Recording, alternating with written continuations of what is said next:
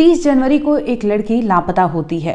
इसके बाद परिवार लगातार उसे ढूंढता है, लेकिन ढूंढते वक्त उसे उसका कोई भी खबर नहीं मिलता, जिसके बाद परिवार आखिरकार थक हार कर पुलिस तक पहुंचता है। पुलिस भी महाकुंभ का हवाला देती है, बोलती है एक और मेला चल रहा है, दूसरी ओर आपकी बेटी लापता है, तो ऐसे में आप खुद सर्च कर लीजिए। ये बाकायदा परिवार का बयान है, जिसमें परिवार खुद भी सर्च करता है। हालांकि पुलिस ने मामला दर्ज कर लिया था, जिसके बाद जब दबाव पड़ता है तो पुलिस भी इस मामले में शामिल होती है और तहकीकात में जुट जाती है। लेकिन दूसरी ओर आपको बता दें कि अयोध्या लगातार सुर्खियों में है और अयोध्या में 20 साल की लड़की के साथ एक ऐसी विभत्स घटना को अंजाम दिया गया है, ऐसी वारदात को अंजाम दिया गया है जिसने सुना वो उसके रोंगटे खड़े हो गए। उसे समझ नहीं आ रहा था कि आखिर इंसान को हुआ क्या है और इस कदर बेखौफ होकर क्रिमिनल्स कैसे किसी की आबरू या किसी लड़की के साथ इस कदर खेल सकते हैं। क्या था पूरा मामला और आखिर अयोध्या क्यों सुर्खियों में है और अयोध्या में क्यों बवाल मचा हुआ है।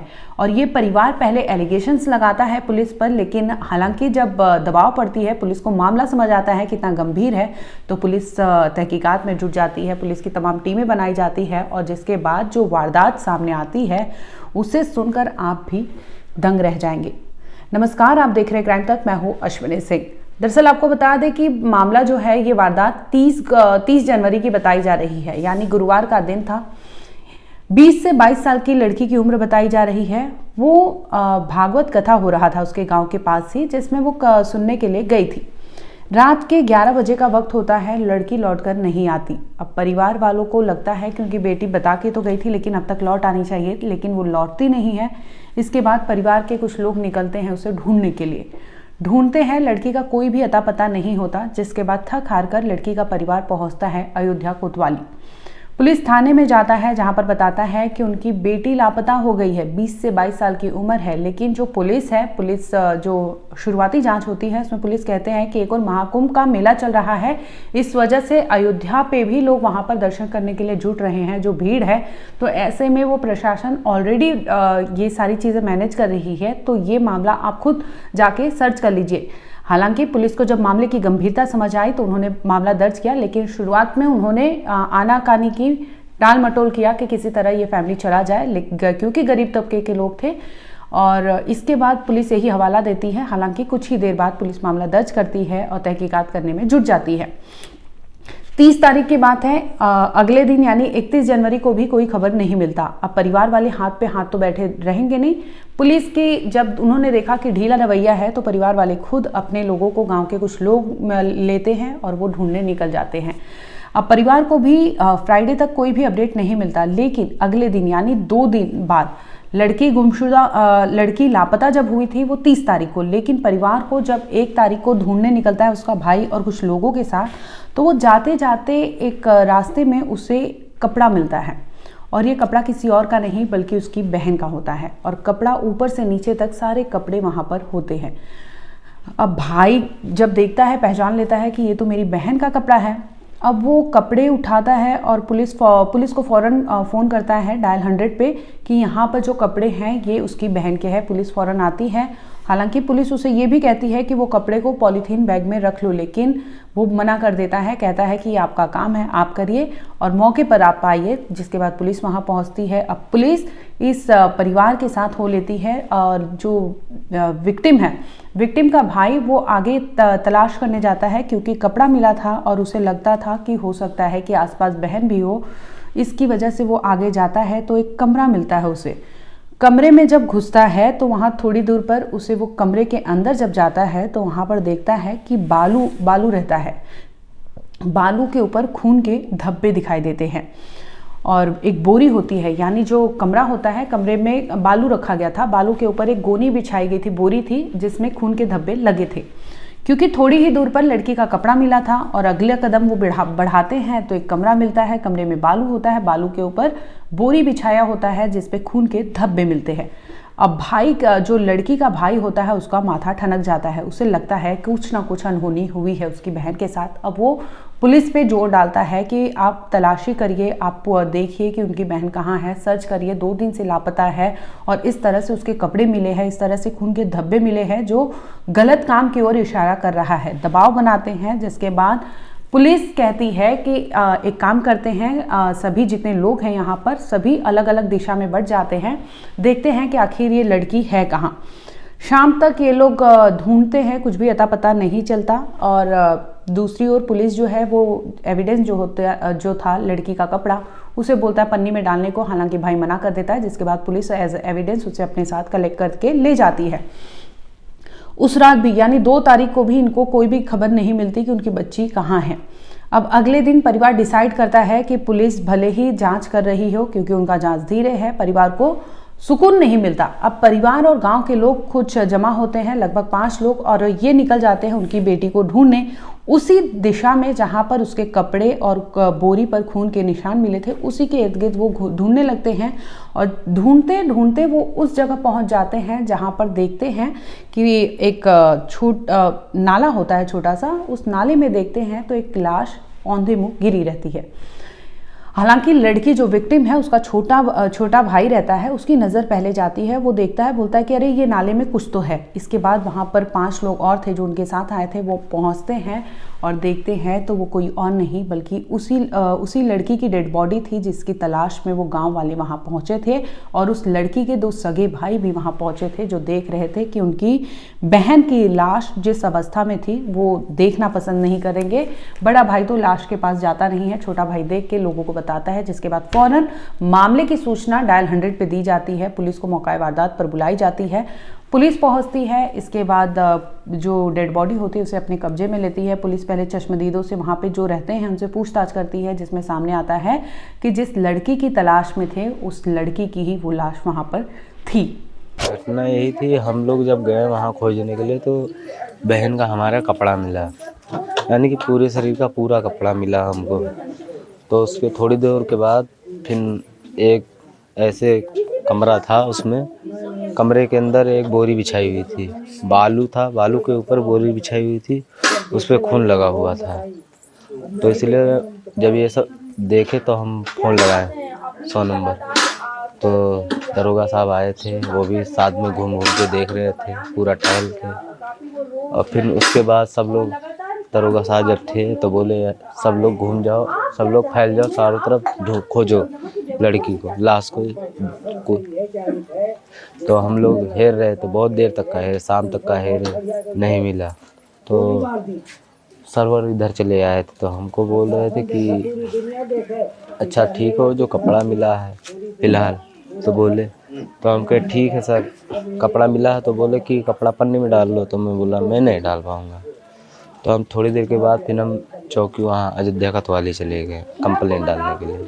तो वहाँ अयोध्या कोतवाली में कंप्लेंट हमने डाला, वहाँ से डाल के फिर हम लोग आए, शाम हो गई, फिर एक बार खोजे, शाम होने के बाद फिर हम लोग घर चले आए। फिर उसके दूसरे दिन बाद गए जब, तो जहाँ लाश मिली है हम वहाँ नहीं गए थे, तो 5 लोग गए थे, तो खोजते खोजते फिर जाके मिली लाश हम लोग।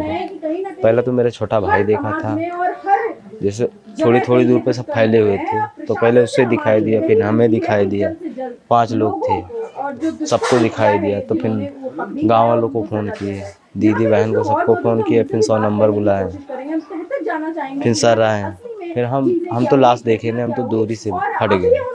फिर वहाँ से पुलिस आई, पुलिस अपना कार्रवाई पूरा। लड़की के साथ क्या क्या हुआ था, कुछ आपने पता लगा? और लड़की के साथ क्या हुआ था हम तो लाश देखे नहीं थे। क्या उसकी आंखें निकाल दी गई थी? अब यही सुनने में यही आ रहा कि पूरी नोची गई थी, पूरी मारा गया था खूब, यही बात। अच्छा, तो एफआईआर किसने लिखाई थी, आपने लिखाई? नहीं, हमारी बहन ने लिखाया। हाँ। तो अभी पुलिस इसमें क्या कह रही है? पुलिस पूरी कार्रवाई कर रही है, पोस्टमार्टम हो सब हो गए। तो अभी इसकी रिपोर्ट कुछ आई? अभी तो रिपोर्ट तो मालूम नहीं है, अभी रिपोर्ट नहीं आई है। लड़की के बाप हैं। तो क्या मामला, क्या घटना हुई थी पूरी? घटना वो है हुई साहब, उसके साथ है बहुत गलत कीन गवाह। दरअसल आपको बता दें कि जो डेड बॉडी थी उसकी अवस्था बेहद ही खौफनाक थी। उसके हाथ पैर बांधे हुए मिले थे, यानी जो लाश नाले में थी उसके हाथ पैर बांधे हुए थे, उस पर कोई भी कपड़ा नहीं था और उसके साथ ही ब्लेड से उसके शरीर पर कई जख्म किए गए थे, कई बार वार किया गया था और जो आंखें थी लड़की की वो भी फोड़ी जा चुकी थी और इस जो लड़की के प्राइवेट पार्ट्स थे उसमें भी काफ़ी डैमेज किया गया था। यानी ये ऐसी घटना थी, एक ऐसा विभत्स घटना था जिसने सुना उसकी रूह कांप गई होगी कि आखिर एक 22 साल की बच्ची के साथ इस तरह से कोई कैसे खौफनाक कांड को अंजाम दे सकता है, वो भी ऐसे में जब ये सामने आता है कि उस लड़की की मेंटल स्थिति शायद उतनी अच्छी नहीं थी जितनी नॉर्मल लोगों की होती है। ऐसे में कोई शख्स उसके साथ इस कदर बेखौफ होकर इतना उसे जख्म दिया, इतना उसे टॉर्चर किया होगा, जिसके बाद आखिरकार लड़ बाज कर वो लड़की वहीं पर अपनी जान गंवा देती है, जिसके बाद ये मामला सामने आता है। हम ये सोचते रहे कि लड़की हमारे मिल जाए, कुछ करे चाहे ना करे, हमारी बच्चियाँ मिल जाए। और ये लड़की का पता लगा करीब 12 बजे 11 बजे कि खेते में कपड़ा मिला है, खाली वह खेते में है कपड़ा होके मिला है। तो पता लगा कपड़ा मिला तो हम सब भाग के हुआ गए और कपड़ा देखें पहचानन सब समीज और ये सलवार काटा बा इसे चक्कू से, ये सलवार के फारा बा, सब सारा कपड़ा होके वहीं पर आ रहा। अच्छा हम सब देखें तो हम कहन कपड़ा था मेरे लड़के का है, वहीं बैठ गए, वहीं बैठा रहे हम करीब 1 बजे तक। ये गाँव ज़्यादा हो गए है, सोचना लौंडे हेरे बहियान रहे सब करीब 7-8 लौंडा ताले माँ, तब हम सब वहाँ बैठा रहे ने ताले माँ, कहूँ यार कहूँ वहूँ माँ, कहूँ कहा मुँह माँ, सब हेरत रहे कि नहीं पता लाग हैं। उसके बाद फिर गए वहाँ खून का पता लाग कि स्कूल में खून बाय, तो हुआ गए भाग के देखे तो अम्मा साहब देखे तो खून इतनी दूर में खून वैसे निकाला था। हम कहने लगे माँ डारी। अब वो कितनी उम्र थी लड़कियाँ के? अरे 20-21 साल ऐसे रही हैं। ये कब से गायब थी? ये बीफे वाले बताई था, वो हर जागरण बैठी रही, वहाँ जात रही, बैठत रही हैं, बैठत रही। अच्छा तो हमें कहा हम आ जाए कल साहब परसों हम रात में निकली है घर से और हम पहुँचा रहे, आँख लाग गए हमार, हम कहन आए पहुँचबे करे और बिस्तर हमारे उनके मातारी को नहो बिखला गए हैं, एक बगल उनके बा एक बगल हमार बा। कहाँ किस स्कूल में पढ़ती थी लड़की आपकी? लड़की पढ़त नहीं रही, पढ़त नहीं, घर पर वो रही हैं। और अब पता नहीं कैसे फिर हम सब स्कूल में देखें तो हुआ बैठा रहन अयोध्या और चौकी लागत हैं। अब क्या करी साहब, क्या चाहते? हम तो चाहे साहब का तलाश हो, कौन इंसान है ऐसा कि हमारे हैं जो इतना हो है। हम ये सोचते रहे कि लड़की हमारे मिल जाए, कुछ करे चाहे ना करे, हमारी बच्चियाँ मिल जाए। चौकी दर्शन नगर स्थित सनवा गांव में एक युवती के गायब होने की सूचना थी। इस युवती की उम्र जो है लगभग 22 वर्ष है। पुलिस ने सर्च ऑपरेशन चलाया था। आज सवेरे इस युवती का शव जो है बरामद हुआ है। पंचायतनामा और पोस्टमार्टम की कार्रवाई की जा रही है। पीएम के आधार पर जो भी विधिक कार्रवाई होगी वो हम आगे करेंगे। बता दें कि इस पूरे मामले में पुलिस ने डेड बॉडी को तो अपने पास रख लिया है, इसके साथ ही पोस्टमार्टम के लिए रवाना कर दिया है। पोस्टमार्टम रिपोर्ट अभी इस मामले में आई है या नहीं, अभी पुलिस ने इस पर खुलासा नहीं किया है, बोला नहीं है। हालांकि इस मामले को लेकर जांच पड़ताल चल रही है। जैसे ही इस केस को लेकर कोई अपडेट आएगा हम आप तक वो भी ज़रूर लाएंगे। लेकिन आपको बता दें कि अयोध्या में ये पहला केस नहीं था, इसके पहले भी एक केस आया था गैंगरेप का, जिसमें नाबालिग बच्ची के साथ ही 2 लोगों ने गैंगरेप किया था, जिनका नाता किसी पॉलिटिकल पार्टी से भी जुड़ रहा था।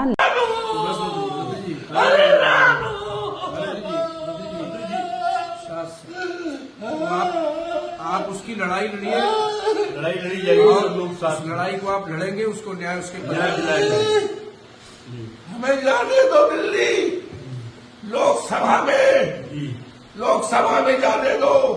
मोदी के सामने हम बात रखेंगे, न्याय न मिला तो हम इस्तीफा दे देंगे, लोकसभा से हम इस्तीफा दे देंगे। हम बचाने में, हम बेटी की इज्जत बचाने में नाकामयाब हो रहे हैं। इतिहास क्या कहेगा? हमारा बारे में इतिहास सैकड़ों साल बाद क्या कहेगा? अरे तुझे पीछे आप बहुत लड़ाई लड़े हैं मंत्री, कैसे बिटिया के साथ ये हो गया? आपने कितने लोगों को न्याय दिलाया? बहुतों को आपने न्याय दिलाया है, फिर न्याय मिलेगा। आपने बड़े से बड़े मामले दिलाए, लेकिन ये तो इतिहास का सबसे बड़ा मुद्दा हो गया, सबसे बड़ी घटना है ये, बहुत बड़ी घटना। ठीक है। लड़ाई में साथ सब साथ में है। कहाँ हो सीता मैया, कहाँ हो?